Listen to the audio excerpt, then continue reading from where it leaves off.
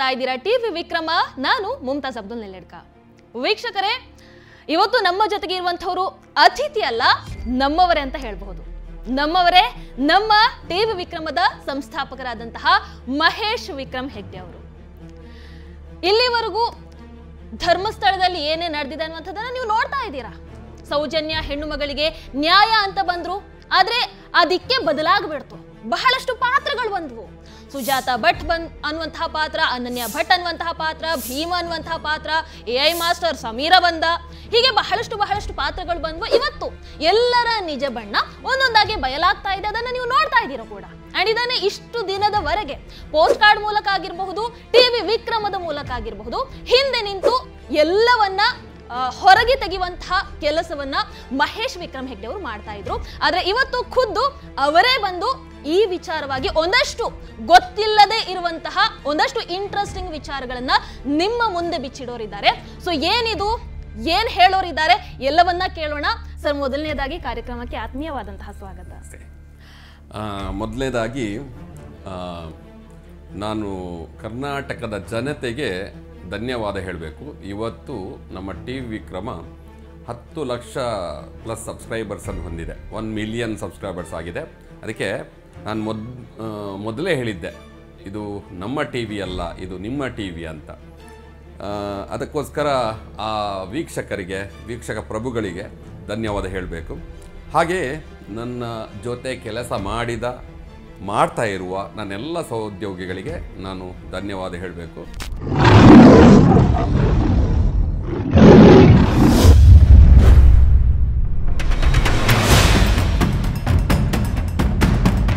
Sir, ನಿಮಗೂ ಕೂಡ ಅಭಿನಂದನೆಗಳನ್ನ ಸಲ್ಲಿಸ್ತಾ, ಟಿವಿ ವಿಕ್ರಮದಲ್ಲಿ ಆಗಿರ್ಬೋದು, ಪೋಸ್ಟ್ ಕಾರ್ಡ್ ಮುಖಾಂತರ ಆಗಿರ್ಬೋದು, ಆರಂಭದಿಂದ ಕೂಡ ನೀವು ಹೇಳ್ತಾ ಬಂದಂಥದ್ದು ಒಂದೇ ಸರ್, ಇಲ್ಲಿ ಧರ್ಮಸ್ಥಳ ಮಾತ್ರ ಟಾರ್ಗೆಟ್ ಅಲ್ಲ, ಬಹಳಷ್ಟು ಟಾರ್ಗೆಟ್ ಇದೆ, ಇವರ ಷಡ್ಯಂತರನೇ ಬೇರೆ ಇದೆ ಅಂತ.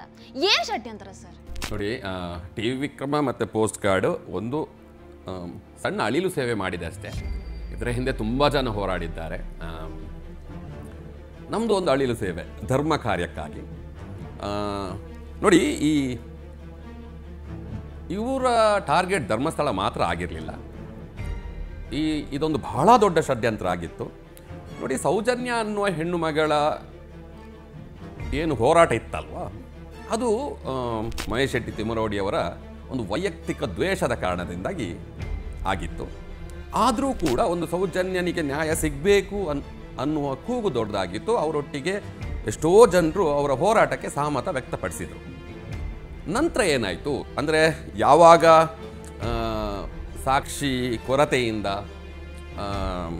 ಸಂತೋಷ್ ರಾವ್ ಹೊರಗೆ ಬಂದ್ರ, ನಿರಪರಾಧಿ ಅಂತ ಹೇಳಿಲ್ಲ, ಹೊರಗೆ ಬಂದಿರೋದು, ಅಲ್ಲಿಗೆ ಈ ಹೋರಾಟ ಏನು ಇತ್ತಲ್ಲ ಅದು ತಣ್ಣಗಾಗೋಕ್ಕೆ ಶುರು ಆಯಿತು. ಇನ್ನೇನು ಮಾಡೋದು? 2021 ಜುಲೈ ಬೆಂಗಳೂರಿನ ಹೊರವಲಯದಲ್ಲಿ ಒಂದು ತಾತಾಗುಣಿ ಎಸ್ಟೇಟ್ ಅಂತ ಇದೆ. ಆ ತಾತಾಗುಣಿ ಎಸ್ಟೇಟ್ ಹತ್ತಿರ ಇರುವ ಒಂದು ಕ್ರೈಸ್ತ ಮಿಷನರಿ ಕಚೇರಿಯ ಫಸ್ಟ್ ಫ್ಲೋರ್ನಲ್ಲಿ, ಅಂದರೆ ಮತಾಂತರ ಮಾಡುವ ಏನು ಮಿಷನರಿ ಇದೆ ಅದರ ಫಸ್ಟ್ ಫ್ಲೋರ್ನಲ್ಲಿ ಒಂದು ಮೀಟಿಂಗ್ ನಡೆಯುತ್ತೆ. ನಾವೇನು ಮಾಡಿದ್ರೂ ಕೂಡ ಹಿಂದುತ್ವದ ಭದ್ರಕೋಟೆಯನ್ನು ಅಲುಗಾಡಿಸೋಕ್ಕೆ ಸಾಧ್ಯ ಆಗ್ತಾ ಇಲ್ಲ ಅಂತ. ದಕ್ಷಿಣ ಕನ್ನಡ ಉಡುಪಿ ಹಿಂದುತ್ವದ ಭದ್ರಕೋಟೆ, ನೀವು ಒಪ್ತೀರಾ? ಹಿಂದುತ್ವದ ಭದ್ರಕೋಟೆಯಾಗಿ ಉಳಿಯೋಕೆ ಏನು ಕಾರಣ ಗೊತ್ತಾ?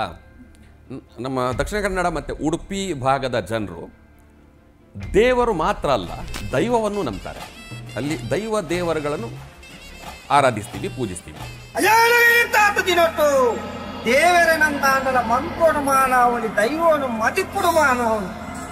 ಈ ದೇವರುಗಳ ಭಕ್ತಿ ಮತ್ತೆ ನಂಬಿಕೆಯನ್ನು ಹೊಡೆದಾಗ ಮಾತ್ರ ಹಿಂದುತ್ವದ ಭದ್ರಕೋಟೆಯನ್ನು ಮುರಿಯೋಕೆ ಸಾಧ್ಯ ಅಂತ ಆ ಮೀಟಿಂಗಲ್ಲಿ ಒಬ್ರು ಹೇಳ್ತಾರೆ.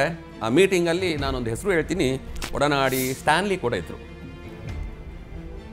ಆಮೇಲೆ ನಮ್ಮ ಕರ್ನಾಟಕದ ಯಾರೂ ನೋಡದ ಒಂದು ಟಿವಿ ಚಾನಲ್ ಇದೆ, ನ್ಯೂಸ್ ಚಾನಲ್ಲು, ಅದರ ಸಂಪಾದಕರು ಬಕೆಟ್ ಏನೋ ಹೇಳ್ತಾರೆ, ಅದಕ್ಕೆ ಗೊತ್ತಿಲ್ಲ, ಏನೋ ಹೇಳ್ತಾರೆ. ಹಾಗೆ ಈ ರೀತಿ ಒಂದು ಮೀಟಿಂಗ್ ಆಗುತ್ತೆ. ಮೀಟಿಂಗ್ ಆದ ನಂತರ ನೋಡಿ, ಧರ್ಮ ಒಡೆಯಬೇಕಾದ್ರೆ ದಕ್ಷಿಣ ಕನ್ನಡದ ಶ್ರದ್ಧಾ ಕೇಂದ್ರ, ಅಂದರೆ ಇಡೀ ಕರ್ನಾಟಕದ ಭಾರತದ ಶ್ರದ್ಧಾ ಕೇಂದ್ರ ಧರ್ಮಸ್ಥಳದ ಮೇಲೆ ಅಟ್ಯಾಕ್ ಮಾಡೋಣ. ಸೌಜನ್ಯನ್ನು ಮರ್ತಾಗಿದೆ ಜನರು. ಈಗೇನು ಮಾಡೋದು? ಹೌದಲ್ವಾ? ಅಲ್ಲಿ ಅವತ್ತು ಏನಾಗುತ್ತೆ, ನಾವು ಸಭೆ ಸಮಾರಂಭಗಳನ್ನು ಮಾಡೋಣ, ಪ್ರತಿ ಊರಿಗೆ ಹೋಗಿ ನಾವು ಸಭೆ ಸಮಾರಂಭ ಮಾಡೋಣ. ಧರ್ಮ ಉಳಿಬೇಕಾದ್ರೆ ಧರ್ಮಸ್ಥಳ, ಆ ಧರ್ಮಸ್ಥಳದ ಹೋರಾಟದ ಮುಖ್ಯ ನಾಯಕತ್ವ ತಿಮ್ಮರೋಡಿ ವಹಿಸಲಿ. ಇನ್ನು ದೈವಗಳನ್ನು ಹೆಂಗೆ ಹೊಡೆಯೋದು? ನಮ್ಮ ದಕ್ಷಿಣ ಕನ್ನಡ ಉಡುಪಿ ಭಾಗದಲ್ಲಿ ಜನರು ದೇವರಿಗೆ ಬೈದರೂ ಸ್ವಲ್ಪ ಸುಮ್ಮನೆ ಇರ್ಬೋದು, ದೈವಗಳಿಗೆ ಬೈದರೆ ಸುಮ್ಮನೆ ಇರೋದಿಲ್ಲ. ಹಾಗೆ ಈ ದೈವಗಳ ವಿಷಯದಲ್ಲಿ ಆದಷ್ಟು ಸುಳ್ಳು ಪ್ರಚಾರ ಮಾಡೋಣ ಅಂತ ಆಗ ಹುಟ್ಟೋರೆ ತಮ್ಮಣ್ಣ ಶೆಟ್ಟಿ. 21ರ ಹಿಂದಿನ ಭಾಷಣಗಳನ್ನು ನೋಡಿ, 21ರ ನಂತರ ಭಾಷಣಗಳನ್ನು ನೋಡಿ, ಎಲ್ಲಿವರೆಗೆ ಅವರು ಭಾಷಣ ಮಾಡ್ತಾರಂದ್ರೆ ದೈವಗಳಿಗೆ ದೀಪನೇ ಇಡಬೇಡಿ ಅಂತ ಭಾಷಣ ಮಾಡ್ತಾರೆ. ದೈವಾರಾಧನೆಗೆ ನಿತ್ಯ ದೀಪ ಇಲ್ಲ, ಸಂಕ್ರಮಣದ ಕ್ರಮ ಇಲ್ಲ, ಖುಷಿ ಇದ್ರೆ ಮಾಡಬಹುದು, ಮಾಡದೇ ಇದ್ರೆ ದೋಷ ಇಲ್ಲ. ಸಮಯ ಇದ್ರೆ ದೀಪ ಇಡಬಹುದು, ಇಡದಿದ್ರೆ ದೋಷ ಇಲ್ಲ. ಅಲ್ಲಿವರೆಗೆ ಪರಶುರಾಮ ಷಷ್ಠಿ ಹಾಗೆ ಒಂದಿತ್ತು, ಅದನ್ನು ಕೂಡ ಗೊಂದಲ ಸೃಷ್ಟಿ ಮಾಡಿ ಎಲ್ಲ ದೈವಗಳ ಬಗ್ಗೆ, ಅಣ್ಣಪ್ಪ ಸ್ವಾಮಿ ಬಗ್ಗೆ, ಪಂಜುರ್ಲಿ ಬಗ್ಗೆ, ಎಲ್ಲ ದೈವಗಳ ಬಗ್ಗೆ ಏನೋ ಒಂದು ಅಪನಂಬಿಕೆ ಬರುವ ಹಾಗೆ ಒಂದು ಸುಳ್ಳು ಹೇಳಿ ಬಿಡೋದು, ಕನ್ಫ್ಯೂಸ್ ಕ್ರಿಯೇಟ್ ಮಾಡಿಬಿಡೋದು ಜನರಲ್ಲಿ. ಇದು ಮಾಡಿಬಿಟ್ರು. ತುಳುನಾಡು ಪರಶುರಾಮ ಸೃಷ್ಟಿ ಅತ್ತೆ, ತುಳುನಾಡು ಬೆಮ್ಮೆರ ಸೃಷ್ಟಿ. ಆ ಬೆಮ್ಮೆರದ ಸೃಷ್ಟಿಯಾಗಿ ನಂಚಿನ ತುಳುನಾಡು ವಾ ಕಾರಣಗಳ ತುಳುನಾಡು ಪರಶುರಾಮ ಸೃಷ್ಟಿ ಅತ್ತು ನಂಗೆ ಗೊತ್ತುಪಡು. ಅದಕ್ಕೆಂತ ದೈವಗಳ ವಿಚಾರಕ್ಕೆ ತಮ್ಮಣ್ಣ ಶೆಟ್ಟಿ, ದೇವರುಗಳ ಧರ್ಮದ ವಿಷಯಕ್ಕೆ ಮಹೇಶ್ ಶೆಟ್ಟಿ ಅಂತ ಆಯಿತು. ಇನ್ನು ಮೂರನೇದಾಗಿ ಅದು ಆಗ್ತಾ ಇದ್ದಾಗ 2023 ಸೆಪ್ಟೆಂಬರ್ ಅಂತ ಕಾಣುತ್ತೆ.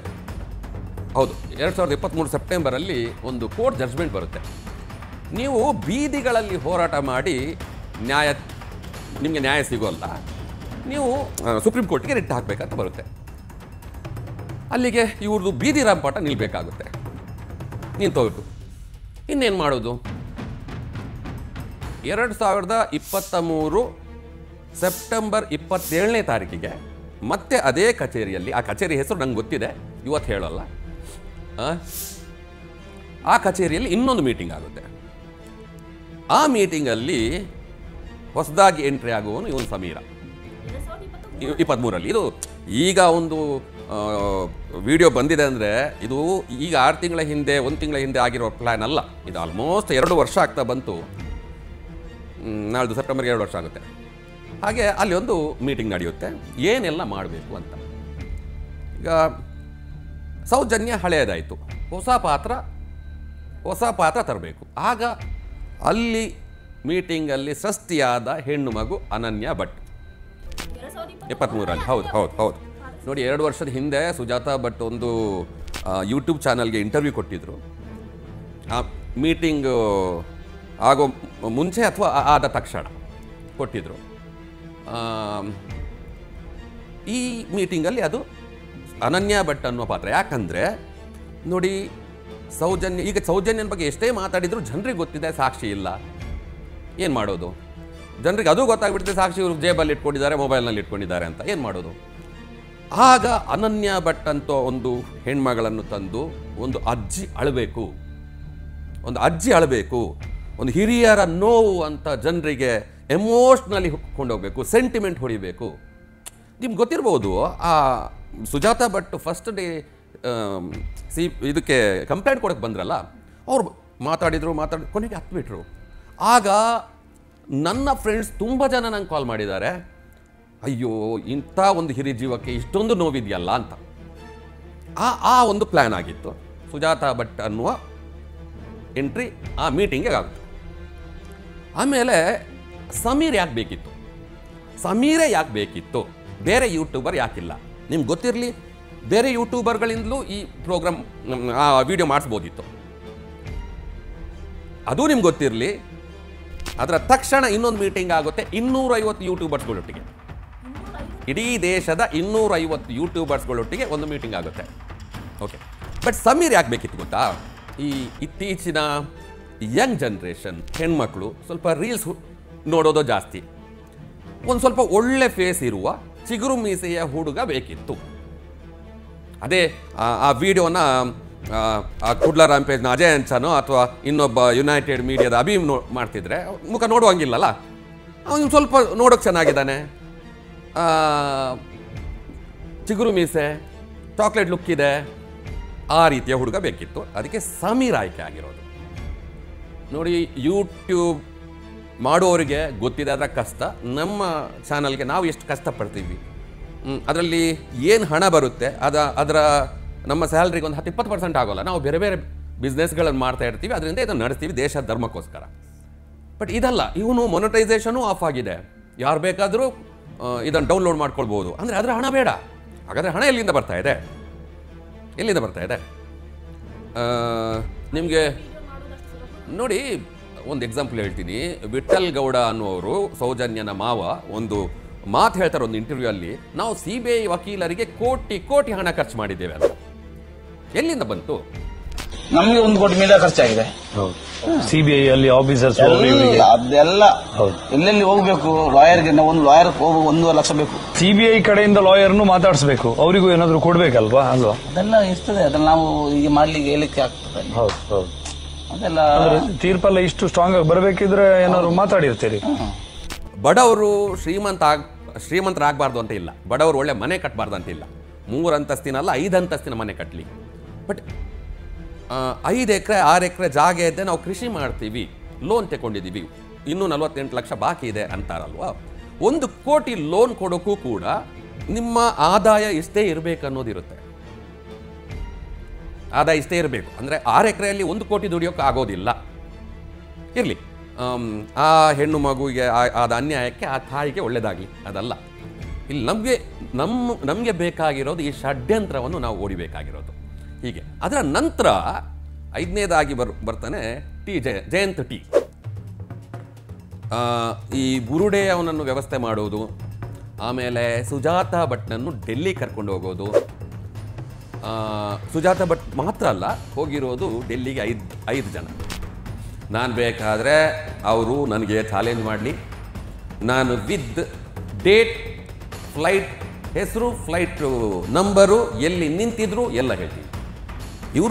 ಡೆಲ್ಲಿಗೆ ಹೋಗಿ ಫಸ್ಟು ಭೇಟಿ ಆಗೋಕ್ಕೆ ಪ್ರಯತ್ನ ಮಾಡೋದು ಸೆಂದಿಲ್ ಭೇಟಿ ಆಗೋದಿಲ್ಲ. ಸೆಂದಿಲ್ ಪಾತ್ರ ಇದೆ ಅಂತ ಎಲ್ಲ ಹೇಳ್ತೀವಲ್ವ, ಇಂಡೈರೆಕ್ಟಾಗಿ ಪಾತ್ರ ಇದೆ ವಿನಃ ಡೈರೆಕ್ಟಾಗಿ ಅವರು ಭೇಟಿ ಆಗಲಿಲ್ಲ ಸೆಂದಿಲ್. ಆದರೆ ಸೆಂದಿಲ್ ಏನು ಹೇಳ್ತಾರೆ, ಹೋಗಿ ನಾನೊಬ್ಬರ ಹೆಸರು ಹೇಳ್ತೀನಿ, ಅಡ್ರೆಸ್ ಕೊಡ್ತೀನಿ, ಅವರನ್ನು ಹೋಗಿ ಭೇಟಿಯಾಗಿ. ಅವರು ಸುಪ್ರೀಂ ಕೋರ್ಟ್ ಲಾಯರ್ ಆಗಿರ್ತಾರೆ. ಅವರ ಹೆಸರು ಬಂದುಬಿಟ್ಟು ಶೇಖರ್ ದೇವಾಸ ಅಂತ, ಶೇಖರ್ ಗೌಡ ದೇವಾಸ ಅಂತಲೂ ಕರೀತಾರೆ ಅವರನ್ನು ಭೇಟಿ ಆಗ್ತಾರೆ. ಅವ್ರ ಮುಂದೆ ಈ ಸುಜಾತಾ ಭಟ್ ಅನ್ನುವ ಅಜ್ಜಿ, ಈಗ ಮ್ಯಾಜಿಕ್ ಅಜ್ಜಿ ಆದರು, ಆಗ ಒಂಥರ ಸೆಂಟಿಮೆಂಟ್ ಅಜ್ಜಿ, ಅವರು ತನ್ನ ಒಂಥರ ಈ ಹೃದಯ ವಿದ್ರಾವಕ ಏನು ಹೇಳ್ತಾರಲ್ಲ ಆ ಥರ ಒಂದು ಕಥೆಯನ್ನು ಹೇಳಿಬಿಡ್ತಾರೆ. ಬಟ್ ಎಲ್ಲ ಕತೆ ಕೇಳಿದ ನಂತರ ಈ ಕತೆ ಓಕೆ ನಿಮ್ಗೊಂದು ಅನಿಸ್ಬೋದು, ಹಾಗಾದರೆ ಇವರಿಗೆ ಸುಪ್ರೀಂ ಕೋರ್ಟ್ ಅಡ್ವೊಕೇಟ್ ಯಾಕೆ? ಸೌಜನ್ಯನ ಕೇಸ್ ಹಾಕೋಕ್ಕಲ್ಲ, ಅಲ್ಲಿ ರಿಟ್ ಹಾಕೋಲ್ಲ ಇವರು, ಹಾಗಾದರೆ ಸುಪ್ರೀಂ ಕೋರ್ಟ್ ಅಡ್ವೊಕೇಟ್ ಆಗಬೇಕಿತ್ತು. ಅಂದರೆ ಇವರ ಪ್ಲ್ಯಾನ್ ಇದ್ದದ್ದು ಧರ್ಮಸ್ಥಳವನ್ನು ಸರ್ಕಾರಕ್ಕೆ ಒಪ್ಪಿಸಬೇಕು.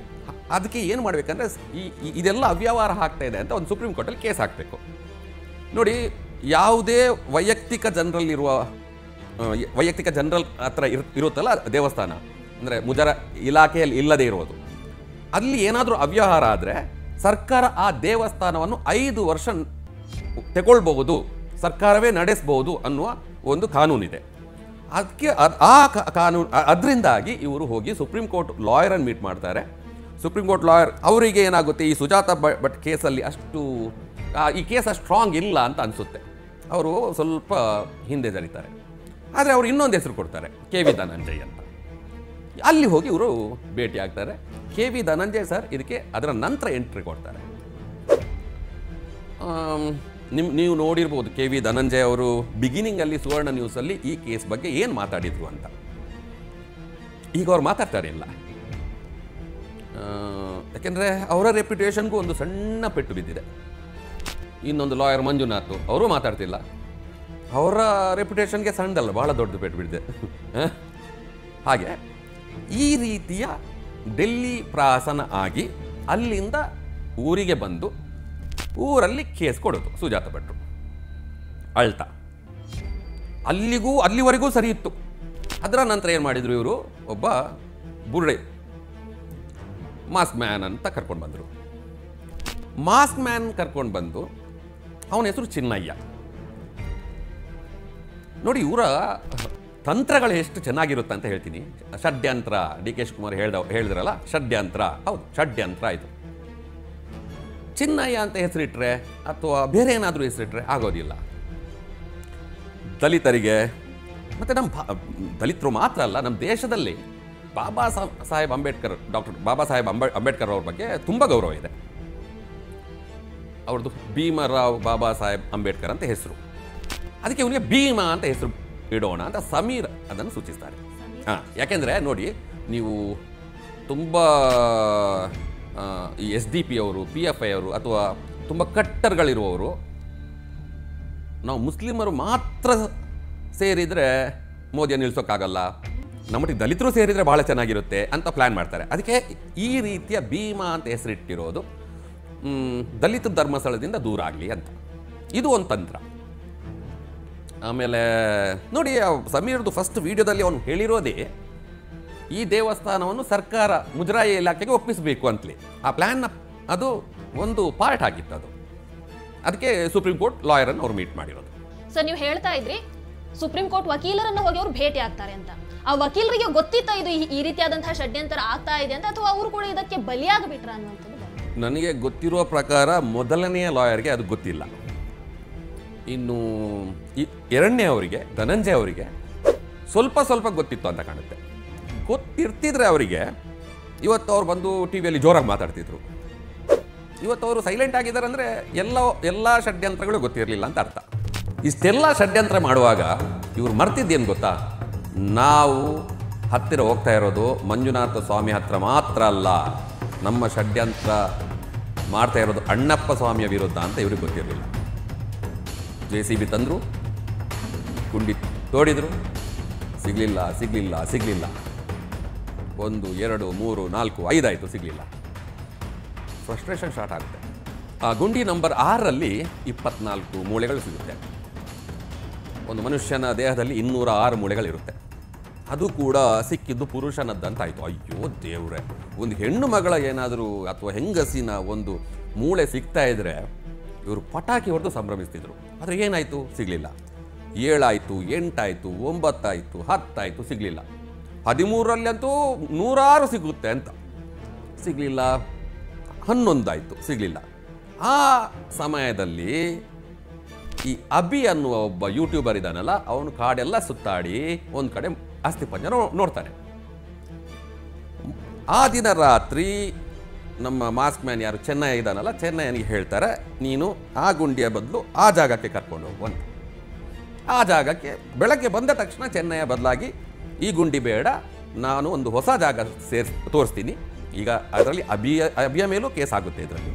ಆಮೇಲೆ ಈ ದಿನಾಲು ಇವರಿಗೆ ಸ್ಕ್ರಿಪ್ಟ್ ಬರೆದು ಕೊಡ್ತಾ ಇದ್ದದ್ದು ಅವನು ಯಾರೋ ಯೂಟ್ಯೂಬರು ನಿಮ್ಮ ಬಗ್ಗೆ ತುಂಬ ಕೆಟ್ಟದಾಗಿ ಮಾತಾಡ್ದಲ್ಲ, ಅಜಯ್ ಅಂಚನ್, ಕುಡ್ಲಾ ರ್ಯಾಂಪೇಜ್. ಅವನಿಗೆ ಲಾಭ ಸರಿಯಾಗಿ ಹೇಳೋಕ್ಕೆ ಬರಲ್ಲ, ಸರಿಯಾಗಿ ಹೇಳೋಕ್ಕೆ ಬರಲ್ಲ, ಅಸ್ಥಿ ಪಾಂಜರ ಅಂತಾನೆ, ಸ್ಥಾನಗ್ರಹ ಅಂತಾನೆ ಅಂಥವನು. ಇರಲಿ, ಇವತ್ತಿನ ದಿವಸದಲ್ಲಿ ಎಲ್ಲರೂ ಯೂಟ್ಯೂಬರ್ಗಳಾಗಿದ್ದಾರೆ, ಪರವಾಗಿಲ್ಲ. ಅವನು ಸ್ಕ್ರಿಪ್ಟ್ ಬರೆದು ಕೊಡ್ತಿದ್ದ. ಹೀಗೆ 11ರಲ್ಲಿ ಒಂದು ಅಸ್ಥಿ ಪಂಜರ ತೋರಿಸ್ತಾನೆ. ಅದು 1 ವರ್ಷದ ಹಿಂದಿನ ಯಾರೋ, ಅದು ಕೂಡ ಪುರುಷನದ್ದೇ ಇದು ಅಸ್ಥಿ ಪಂಜರ, ಅದು ಸುಸೈಡ್ ಮಾಡ್ಕೊಂಡಿರೋದು. ಹಾಗೆ ನೋಡಬೇಕಾದ್ರೆ ಆ ಕೇಸ್ SITಗೆ ಬರೋದೇ ಇಲ್ಲ. ಇಲ್ಲಿ SIT ಏನು 2004ಇಂದ 2014ವರೆಗೆ ಇಷ್ಟು ನಾನು ಹೂತು ಹಾಕಿದ್ದೀನಿ, ಅದಕ್ಕೆ SIT ರಚಿಸಿರೋದು. ಅದು ಬರೋದಿಲ್ಲ. ಆದರೂ ಕೂಡ ಅದನ್ನು ಸೇರಿಸಿ ಪರಮೇಶ್ವರ್ ಅವರು ಸದನದಲ್ಲಿ ಓದಿಬಿಡ್ತಾರೆ. ಇರಲಿ. ಹೀಗೆ 12 ಆಯಿತು, 13 ಹೋಗಲಿಲ್ಲ, 14, 15, 16, 17, ಹೀಗೆ ಒಂದು 17, 18 ಗುಂಡಿ ಆಯಿತು. ಏನೂ ಸಿಗಲಿಲ್ಲ. ಇವರು ಬಹಳ ಫ್ರಸ್ಟ್ರೇಷನ್ ಆಗಿಬಿಡ್ತಾರೆ. ಒಂದು ದಿವಸ ಫ್ರಸ್ಟ್ರೇಷನಲ್ಲಿ ಇವನಿಗೆ ಸರಿಯಾಗಿ ಬರೆದಿದ್ದಾರೆ ಭೀಮ, ಯಾರು ಚಿನ್ನಯ್ಯನಿಗೆ ಅಷ್ಟು ಸರಿಯಾಗಿ ಬರೆದಿದ್ದಾರೆ. ಯಾರು ಬರೆದಿರೋದು? ತಿಮ್ಮಾರೆಡ್ಡಿ ಮತ್ತೆ ಗ್ಯಾಂಗ್. ಇಲ್ಲಿ ಚೆನ್ನಯ್ಯನಿಗೆ ಒಂದು ವಿಷಯ ಗೊತ್ತಾಯಿತು, ಇವರು ನನ್ನನ್ನು ಉಳಿಸೋಲ್ಲ ಅಂತ. ಈ ಏನು ಗುಂಡಿ ತೋಡ್ತಾ ಇದ್ರಲ್ಲ ಅದರ ಮುಂಚೆನೆ 26 ವಿಡಿಯೋ ಮಾಡಿಟ್ಟಿದ್ದಾರೆ ಚಿನ್ನಯ್ಯನ ಹತ್ರ. ಅದರಲ್ಲಿ ಏನೆಲ್ಲ ವಿಡಿಯೋ ಇದೆ ಅಂದರೆ, ಚಿನ್ನಯ್ಯ ತಪ್ಪು ಒಪ್ಕೊಂಡ್ರೆ ಏನು ವಿಡಿಯೋ ಬಿಡಬೇಕು, ಚಿನ್ನಯ್ಯ ಅರೆಸ್ಟ್ ಆದರೆ ಏನು ವಿಡಿಯೋ ಬಿಡಬೇಕು. ನೋಡಿ, ನೀವು ಒಂದು ನಿಮ್ಗೆ ಉದಾಹರಣೆ ಕೊಡ್ತೀನಿ. 3 ವಿಡಿಯೋ ಬಿಟ್ಟಿದ್ದಾರೆ ಅದರಲ್ಲಿ. ಈಗ ಒಂದು ವಿಡಿಯೋದಲ್ಲಂತಾನೆ ಅವನು ಸೌಜನ್ಯನ ಹೆಣವನ್ನು ಹೊತ್ಕೊಂಡು ಹೋಗುವುದನ್ನು ನಾನು ನೋಡಿದ್ದೀನಿ ಅಂತ. ಅದು ಯಾವಾಗ? ಬಿಫೋರ್, ಇದು ಜುಲೈಯಲ್ಲಿ ಆಗಿರೋದು ಶೂಟಿಂಗ್ ಎಲ್ಲ. ಈಗ ಮೊನ್ನೆ ಅವನು ಗೊತ್ತಾಗಿದೆ ನನ್ನನ್ನು ಉಳಿಸೋಲ್ಲ ಇವರು ಅಂತ. ಮೊನ್ನೆ ಇಂಡಿಯಾ ಟುಡೇ ಮತ್ತು ಆಸ್ತಕ್ಕೆ ಕೊಟ್ಟ ಇಂಟರ್ವ್ಯೂಯಲ್ಲಿ ಅವನು ಹೇಳೋದು, ನಾನು ಸೌಜನ್ಯನ ಸಾವಾದ ದಿನ ನಾನು ಊರಲ್ಲೇ ಇರಲಿಲ್ಲ, ರಜೆಯಲ್ಲಿ ಹೋಗಿದ್ದೆ, ಮರುದಿವಸ ನಾನು ಬಂದಿದ್ದೆ. ಅಲ್ಲಿ ಅವನಿಗೆ ಗೊತ್ತಾಗುತ್ತೆ ನನ್ನನ್ನು ಇವರು ಉಳಿಸೋಲ್ಲ ಅಂತ. ಅವನು SIT ಅವರು ಅಂದರೆ ಅವನು ಯಾರು ಲಾಯರ್ 2 ಗಂಟೆ ಆಚೆ ಹೋದಾಗ ಇವನು ಹೇಳಿಬಿಡ್ತಾನೆ. ಇಲ್ಲಿದ್ರೆ ಪ್ರತಿ ಕ್ಷಣ ಲಾಯರ್ ಪಕ್ಕದಲ್ಲಿ ಇರ್ತಿದ್ರು. 2 ಗಂಟೆ ಆ ಲಾಯರ್ ಏನೋ ಸ್ವಲ್ಪ ಹೊರಗೆ ಹೋಗ್ಬಿಡ್ತಾರೆ. ಐ ಥಿಂಕ್ ಸಚಿನ್ ದೇಶಪಾಂಡೆ ಅಂತ ಏನೋ ಹೆಸರು ಇದೆ ಕಾಣುತ್ತೆ. ಆಗ ಇವನು ಹೇಳಿಬಿಡ್ತಾನೆ, ನನ್ನನ್ನು ಉಳಿಸೋಲ್ಲ ಸರ್, ನಾನು ಸುಳ್ಳು ಹೇಳ್ತಾ ಇದ್ದೀನಿ, ಇವರು ಹೀಗೆ ಹೇಳಿಸ್ತಾ ಇದ್ದಾರೆ ಅಂತ ಎಲ್ಲ. ಅವರು ಏನು ಮಾಡ್ತಾರೆ, ಇಮಿಡಿಯೇಟಾಗಿ ರೆಕಾರ್ಡ್ ಮಾಡಿಬಿಡ್ತಾರೆ. ಅದನ್ನು ಮಾಡಿಬಿಟ್ಟು ಲಾಯರ್ ಬಂದಾಗ ಲಾಯರ್ ಗೊತ್ತಾಗುತ್ತೆ ಇವನು ಸ್ವಲ್ಪ ಬಾಯ್ಬಿಟ್ಟಿದ್ದಾನೆ ಅಂತ. ಆ ದಿನನೂ ಚೆನ್ನೈನಿಗೆ ಇವರು ಸಾರಿ ಹೊಡಿತಾರೆ. ಆ ದಿನನೂ ಚೆನ್ನೈನಿಗೆ ಹೊಡಿತಾರೆ. ಅವನ ಮೇಲೆ ಕೇಸ್ ಹಾಕ್ತಾರೆ, ಎಫ್ ಐ ಆರ್ ಆಗುತ್ತೆ. ಜಡ್ಜ್ ಮುಂದೆ ಈ ಚೆನ್ನೈನನ್ನು ನಿಲ್ಲಿಸ್ತಾರೆ. ಜಡ್ಜ್ ಕೇಳ್ತಾರೆ, ಪೊಲೀಸ್ನವ್ರು ನಿಮಗೆ ಹೊಡೆದ್ರಾ? ಆಗ ಅವನು ಒಂದು ಮಾತು ಹೇಳ್ತಾನೆ, ಪೊಲೀಸ್ನವರು ಇಲ್ಲದಿರ್ತಿದ್ರೆ ನಾನು ಬದುಕ್ತಾನೆ ಇರ್ತಿರ್ಲಿಲ್ಲ, ನನ್ನನ್ನು ಕೊಂದೇ ಬಿಡ್ತಾ ಇದ್ರು ಇವರು ಅಂತ. ಇನ್ನೊಂದು ಸಲ ಅವನು ಫ್ರಸ್ಟ್ರೇಷನ್ ಆಗಿ ಏನು ಹೇಳ್ತಾನೆ ಅಂದರೆ, ನಿಮ್ಮ ರಿವಾಲ್ವರ್ ಕೊಟ್ಬಿಡಿ ನನಗೆ, ನಾನೇ ಕೊಂದ್ಬಿಡ್ತೀನಿ ಗಿರೀಶ್ ಮಟ್ಟಣ್ಣನಂತ. ಓಕೆ, ಹೀಗೆ ಇನ್ನೊಂದು ಗಿರೀಶ್ ಮಟ್ಟಣ್ಣನ ವಿಷಯ ನಾನು ಹೇಳಿಲ್ಲ ನೋಡಿ. ಅಲ್ಲಿ ಒಂದು ಕುಕ್ಕರ್ ಬಾಂಬು ಪ್ರಾಸನ ನಡೀತಿತ್ತು. ಅದು ಈಗ NIA ಗೊತ್ತಾಗಿದೆ ಧರ್ಮಸ್ಥಳದಲ್ಲಿ ಇಡೋಕೆ ತಂದಿರೋದಂತ. ಅದನ್ನು ಪ್ಲ್ಯಾನ್ ಮಾಡಿದ್ದು ಗಿರೀಶ್ ಮಟ್ಟಣ್ಣನವರೇ ಇರ್ಬೋದು. ಯಾಕೆಂದರೆ ಬಾಂಬ್ ಇಟ್ಟು ಅಭ್ಯಾಸ ಇರೋದು ಗಿರೀಶ್ ಮಟ್ಟಣ್ಣನಿಗೆ ಮಾತ್ರ. ಅದು ಶಾಸಕರ ಭವನಕ್ಕೆ ಇಟ್ಟವನು. ಎಂಥ ಸುಳ್ಳು ಹೇಳ್ತಾನಂದರೆ, ನಿಜವಾಗ್ಲೂ ಮಹೇಶ್ ಶೆಟ್ಟಿ ತಿಮ್ಮರೊಡಿಗೆ ಯಾರಾದರೂ ಶತ್ರುಗಳಿದ್ದರೆ ಧರ್ಮಸ್ಥಳದವರಲ್ಲ, ಮಟ್ಟಣ್ಣ, ಸಮೀರ, ಸುಜಾತಾ ಭಟ್ ಇವರೇ. ಅವನು ಎಂತೆಂಥ ಸುಳ್ಳು ಹೇಳ್ತಾನೆ ಇರಲಿ, ಒಂದು ಅಸಹ್ಯವಾದ ಸುಳ್ಳು ಹೇಳ್ತಾನೆ. ಅಲ್ಲಿ ನನ್ಗೆ ಗೊತ್ತಿರುವಾಗ ಎಷ್ಟೋ ಲಕ್ಷ ಹೆಣ್ಣುಮಕ್ಕಳ ಸಾಮೂಹಿಕ ವಿವಾಹ ಆಗಿದೆ ಧರ್ಮಸ್ಥಳದಲ್ಲಿ. ಇವನೊಂದು ಸಭೆಯಲ್ಲಿ ಹೇಳ್ತಾನೆ, ಅದನ್ನು ಹೇಳೋಕ್ಕೂ ನನಗೆ ಬಾಯಿ ಬರ್ತಾ ಇಲ್ಲ. ಹಿಂದಿನ ದಿವಸ ರಾತ್ರಿ, ಅದು ಯಾರೋ ಹೆಣ್ಮಗಳು ಅವರಿಗೆ ಫೋನ್ ಮಾಡಿ, ಮಟ್ಟಣ್ಣನಿಗೆ ಫೋನ್ ಮಾಡಿ ಹೇಳಿದ್ರಂತೆ, ಹಿಂದಿನ ದಿವಸ ರಾತ್ರಿ ಫಸ್ಟ್ ನೈಟ್ ನಮ್ಮ ಜೊತೆ ಆಗಬೇಕು ಅಂತ. ಅದರ ನೆಕ್ಸ್ಟು ಲೈನ್ ಹೇಳ್ತಾನೆ, ನನ್ನ ಮದುವೆನೂ ಅಲ್ಲೇ ಆಗಿರೋದು ಅಂತ. ನನಗೆ ಒಂದು ಪ್ರಶ್ನೆ ಏನಂದರೆ, ಯಾರೋ ಹೆಣ್ಮಗಳು ಯಾಕೆ ಹೇಳಬೇಕು? ಒಂದು ಸಲ ತನ್ನ ಹೆಂಡತಿ ಹತ್ರ ಕೇಳಿದರೆ ಸಾಕು, ಉತ್ತರ ಸಿಕ್ಬಿಡುತ್ತೆ ಅಲ್ವಾ? ಇಷ್ಟು ಸುಳ್ಳುಗಳು. ಇನ್ನೊಂದು ಸಭೆಯಲ್ಲಿ ನಾನು ನಿಮಗೆ ಯಾಕೆ ಹೇಳಿದೆ, ಇದು ಈ ಮೀಟಿಂಗಿಗೆ ನಿಮಗೊಂದು ನಾನು ಪುರಾವೆನೂ ಕೊಟ್ಬಿಡ್ತೀನಿ. ಮೀಟಿಂಗ್ ಆಗ್ತಾ ಇದ್ದದ್ದು 2023 ಡಿಸೆಂಬರಲ್ಲಿ ಆದ ಸಮಾರಂಭದಲ್ಲಿ, ಸಭೆಯಲ್ಲಿ ಗಿರೀಶ್ ಭಟ್ಟಣ್ಣನವರು ಒಂದು ಭಾಷಣದಲ್ಲಿ ಹೇಳ್ತಾನೆ, ಒಂದು ಹೆಣ್ಣು ಮಗುವಿಗೆ ಬಹಳ ಅನ್ಯಾಯ ಆಗಿತ್ತು, ಅದರ ತಾಯಿ ಇವತ್ತು ಕೂಡ ಬೆಂಗಳೂರಲ್ಲಿ ನರಳ್ತಾ ಇದ್ದಾರೆ, ಆ ತಾಯಿಯನ್ನು ನಾವು ಕರ್ಕೊಂಡು ಬರ್ತೀವಿ, ನಿಮ್ಮ ಮುಂದೆ ಇಡ್ತೀವಿ ಅಂತ ಹೇಳ್ತಾರೆ. ಹೀಗೆ ಇವರು ಸಾಕ್ಷಿ ಇದೆ, ಅಂದರೆ ಜೇಬಲ್ಲಿದೆ, ಆಮೇಲೆ ಮೊಬೈಲ್ನಲ್ಲಿದೆ. ಅದು ತಮಾಷೆ ಅಂದರೆ ಮಹೇಶ್ ತಿಮ್ಮರೋಡಿಯ ಮೊಬೈಲ್ನಲ್ಲಿ ಡೆಲ್ಲಿ ಪೊಲೀಸ್ನವರು ವಿಡಿಯೋ ನೋಡಿ ದಂಗಾಗ್ಬಿಟ್ಟು ಹೇಳಿದ್ರಂತೆ, ಭಾರತದಲ್ಲಿ ಹೀಗೆಲ್ಲ ನಡೆಯುತ್ತಾ ಅಂತ. ಕೈಯಲ್ಲಿರೋದು ಕೀಪ್ಯಾಡ್ ಮೊಬೈಲ್. ಅಧಿಕಾರಿಗಳಿಗೆ ಕೂಡ ಇದನ್ನೇ ಹೇಳಿದ್ದು, ದಿಲ್ಲಿಯ ಪೊಲೀಸ್ ಅಧಿಕಾರಿಗಳಿಗೆ ಇದನ್ನೇ ಹೇಳಿದ್ದು, ನಾವು ನಮ್ಮ ಮೊಬೈಲ್ಗಳನ್ನು ನೋಡಿ ಇದರ ಒಳಗಡೆ ಏನು ಧರ್ಮಸ್ಥಳದಲ್ಲಿ ನಡೆದಂತ ಅತ್ಯಾಚಾರಗಳಿದ್ದಾವೆ ಅವರು ಒಂದು ದಂಗಾಗಿ ಬಿಟ್ರು. ಇದನ್ನೆಲ್ಲ ನೋಡಿ ಇಷ್ಟೆಲ್ಲ ಆಗ್ತದ ಭಾರತ ದೇಶದಲ್ಲಿ ಅಂದ್ರೆ ಇವರು ಜನರ ಕಿವಿಗೆ ಹೂ ಮಾತ್ರ ಇಡ್ಲಿಲ್ಲ, ಲಾಲ್ಬಾಗೆ ಇಟ್ಬಿಟ್ರು. ಇವರ ಷಡ್ಯಂತ್ರ ಯಾವಾಗ ಫೇಲ್ ಆಗಕ್ಕೆ ಶುರು ಆಯ್ತು ಗೊತ್ತಾ? ಯಾವತ್ತು ಇವರು ಮಹಾದ್ವಾರದ ಒಳಗೆ ಜೆಸಿಬಿ ಕೊಂಡೋಗಿ ಬೆಟ್ಟವನ್ನು ಆಗಿದ್ರಲ್ವಾ, ಬಾಹುಬಲಿ ಬೆಟ್ಟವನ್ನು, ಅವತ್ತು ಅಲ್ಲಿಂದ ಶುರುವಾಯಿತು ಇವರ ಇವರೇ ಗುಂಡಿ ಸೋಡ್ ಅಂದರೆ ಪಾಪದ ಕೊಡ ಅಂದಿಗೆ ತುಂಬಿತು. ಯಾವ ಮಹೇಶ್ ಶೆಟ್ಟಿ ತಿಮರೋಡಿ ದೇವಸ್ಥಾನಕ್ಕೆ JCB ನುಗ್ಗಿಸ್ತೀನಿ ಅನ್ನೋ ಇವತ್ತು ಅವನ ಮನೆಯಲ್ಲೇ ಇಲ್ಲ, ಮನೆಯಿಂದಲೇ ಓಡಿ ಹೋಗಿದ್ದಾನೆ. ಯಾವ ದೈವಗಳ ಬಗ್ಗೆ ಅಪಪ್ರಚಾರ ಮಾಡಿದ ತಮ್ಮಣ್ಣ ಶೆಟ್ಟಿ ಇವತ್ತು ಆ ಅಣ್ಣಪ್ಪ ಸ್ವಾಮಿ ತಮ್ಮಣ್ಣ ಶೆಟ್ಟಿ ಮಾತಾಡ್ದಂಗೆ ಮಾಡಿಬಿಟ್ಟಿದೆ. ಇತ್ತೀಚೆಗೆ ಅವ್ರು ಮಾತಾಡ್ತಾರೆ ಇಲ್ಲ. ಯಾವ AI ವಿಡಿಯೋ ಮಾಡಿ ಹೈಪ್ ಕ್ರಿಯೇಟ್ ಮಾಡಿ ಹೆಣ್ಮಕ್ಳು ಯೂತ್ಗಳು ಅಯ್ಯೋ ಇಂಥದ್ದೆಲ್ಲ ಆಯ್ತಾ ಅಂತ ಆ AI ವಿಡಿಯೋ ನೋಡಿದಾಗ ಎಷ್ಟೋ ಜನರು ಅಯ್ಯೋ ಪಾಪ ನೋಡಿ. ಆ ಸಮೀರಾ ಕೂಡ ಮೊಹಮ್ಮದ್ ಸಮೀರಾ, ಅವನು ನೋಡಿ ಸಮೀರಾ MD, ಫುಲ್ ಹೆಸರು ಹಾಕಿಲ್ಲ, ನಮ್ಮ ರಾಚಿಂತಂತರ ಅದನ್ನು ನೀವೇ ಬಯಲು ಮಾಡಿದ್ರಲ್ಲ, ಹಾಗೆ ಸಮೀರಾ MD, ಅವನು MD ಅಲ್ಲ, ಸಮೀರಾ ಮೊಹಮ್ಮದ್. ಅವನು ಕೂಡ ನಮ್ಮ ದೇವರ ತಂಟೆಗೆ ಬಂದ. ಅವನು ಕೃಷ್ಣ ಜನ್ಮಸ್ಥಳದಲ್ಲಿ ಗ್ಯಾರಂಟಿ ಕೂತು ಏನು ಮುರಿಯೋದು ಅದು ಮುದ್ದೆ ಮುರಿತಾನೆ.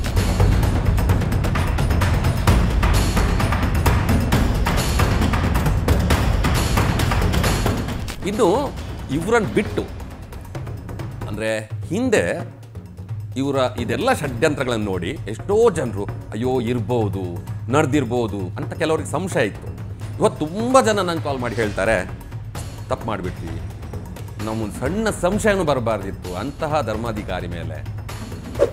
ಅಷ್ಟು ಸೇವೆ ಮಾಡುವವ್ರ ಬಗ್ಗೆ ನೀವು ನಂಬಲಿಕ್ಕಿಲ್ಲ. ನಿಮಗೆಲ್ಲ ಗೊತ್ತಿರ್ಬೋದು ಅವ್ರದ್ದು ಗ್ರಾಮಾಭಿವೃದ್ಧಿ ಯೋಜನೆ, ಅಷ್ಟು ಮಾತ್ರ ಗೊತ್ತಿರ್ಬೋದು. ಅವ್ರದ್ದು 31 ಯೋಜನೆಗಳಿದೆ. ಸುರಕ್ಷಾ ಯೋಜನೆ, ಕೆರೆಗಳನ್ನು ಕ್ಲೀನ್ ಮಾಡೋದು, ದೇವಸ್ಥಾನಗಳನ್ನು ಜೀರ್ಣೋದ್ಧಾರ ಮಾಡೋದು, ಎಷ್ಟೋ ದೇವಸ್ಥಾನಗಳನ್ನು ಜೀರ್ಣೋದ್ಧಾರ ಮಾಡಿದ್ದಾರೆ. ಅಷ್ಟು ಹೇಳಿದ ತಕ್ಷಣ ಅಂದರೆ ಉಚಿತ ಊಟ ಇರುತ್ತೆ, ಸಾಮೂಹಿಕ ವಿವಾಹ ಆಗುತ್ತೆ, ಹಿಂಗೆಲ್ಲ ಸೇವೆ ಮಾಡ್ತಿದ್ದಾರೆ ಅಂದರೆ ಅವರ ಹಣದಿಂದ ಮಾಡ್ತಾರಾ, ಭಕ್ತರ ಹಣದಿಂದ ಮಾಡ್ತಾರೆ ಅಂತಾರೆ. ನಿಮಗೆ ಒಂದು ಉದಾಹರಣೆ ಹೇಳ್ತೀನಿ ನೋಡಿ.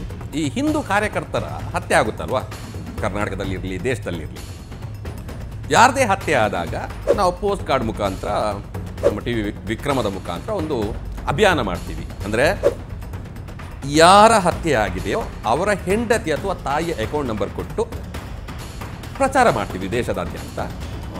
ಈವನ್ ವಿದೇಶಗಳಲ್ಲೂ ಅದಕ್ಕೆ ಹಣ ಬರುತ್ತೆ. ಹೀಗೆ ಮಾಡಿದಾಗ ಲಕ್ಷಾಂತರ, ಅಂದರೆ ಹೈಯೆಸ್ಟ್ ಅಂದರೆ ನಾವು ಹರ್ಷನಿಗೆ 1.4 crore ಮಾಡಿದ್ವಿ. ಇದು ನಾವು ಮಾಡ್ತೀವಿ. ಒಂದು ಆ ರೀತಿಯ ಕೆಲಸ ಮಾಡೋಕ್ಕೆ ಯಾರಾದರೂ ಒಂದು ಮೀಡಿಯೇಟರ್ ಇರಬೇಕು.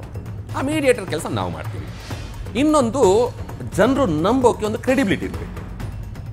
ಹಣ ಕೊಡೋಕ್ಕೆ ಇವ್ರು ಮಾಡ್ತಾ ಇದ್ದಾರೆ ಸರಿ ಇದೆಯಾ, ಕ್ರೆಡಿಬಿಲಿಟಿ ಇರಬೇಕು. ಆ ಕ್ರೆಡಿಬಿಲಿಟಿ ಲಾಸ್ಟ್ 10 ವರ್ಷದಿಂದ ನಾವು ಪಡ್ಕೊಂಡಿದ್ದೀವಿ. ಆದ್ದರಿಂದ ಎಲ್ಲರಿಗೂ ಆ ಫ್ಯಾಮಿಲಿಗಳಿಗೆ ಒಳ್ಳೆಯದಾಗಿದೆ. ಅದರ ಮಧ್ಯದಲ್ಲಿ ಕೆಲವರು ಕೊಂಕು ಮಾತಾಡೋರು ಇರ್ತಾರೆ. ಆ ಕೊಂಕು ಮಾತಾಡೋದ್ರಿಂದ ನಮ್ಗೆ ಎಫೆಕ್ಟ್ ಆಗೋಲ್ಲ, ಪಾಪ ಆ ಕುಟುಂಬಕ್ಕೆ ಎಫೆಕ್ಟ್ ಆಗುತ್ತೆ. ಅದು ಆದರೂ ಪರವಾಗಿಲ್ಲ, ನಾವು ಅದನ್ನು ಎಲ್ಲ ಆ ಟೀಕೆ ಕೊಂಕುಗಳನ್ನು ಎದುರಿಸ್ಕೊಂಡೇ ಬಂದವರು ನಾವು. ಈ ಧರ್ಮಸ್ಥಳದ ವಿಷಯದಲ್ಲಿ ನಾವು ಮೊದಲು ಮಾಡ್ತಾ ಇದ್ದಾಗ ಅವ್ರದ್ದು ತುಂಬ ವಾಟ್ಸಪ್ ಗ್ರೂಪ್ಗಳಿತ್ತು. ನಮ್ಮ ಪ್ರೋಗ್ರಾಮ, ನಮ್ಮ ಪೋಸ್ಟನ್ನು ಅಲ್ಲಿ ಹಾಕೋದು, ಇದಕ್ಕೆ ಹೋಗಿ ಕಮೆಂಟ್ ಮಾಡಿ ಅನ್ನೋದು. ಎಲ್ಲ ಕಮೆಂಟ್ಗಳು, ನಿಮ್ಮ ಮನೆಯಲ್ಲಿ ಅಕ್ಕ ತಂಗಿಯರಿಲ್ವೋ, ನಿಮ್ಮ ಹೆಣ್ಣು ಮಗಳಿಗೆ ಈ ರೀತಿ ಆಗ್ತಿದ್ರೆ ಏನಾಗ್ತಿತ್ತು, ಇದೇ ರೀತಿಯ ಕಮೆಂಟ್ಗಳು. ನಾನು ಇತ್ತೀಚೆಗೆ ಒಂದು ನಮ್ಮ TV ವಿಕ್ರಮದಲ್ಲಿ ಒಂದು ರೀಲ್ಸ್ ಮಾಡಿದೆ. ನಮ್ಮ ಮನೆಯ ಹೆಣ್ಣು ಮಕ್ಕಳಾಗಲಿ ನಿಮ್ಮ ಮನೆಯ ಹೆಣ್ಮಕ್ಳಾಗಲಿ ಈ ರೀತಿ ಆಗಲೇಬಾರ್ದು. ಆದರೂ ಕೂಡ ನಮ್ಮ ದುರಾದೃಷ್ಟ ಆಯಿತು.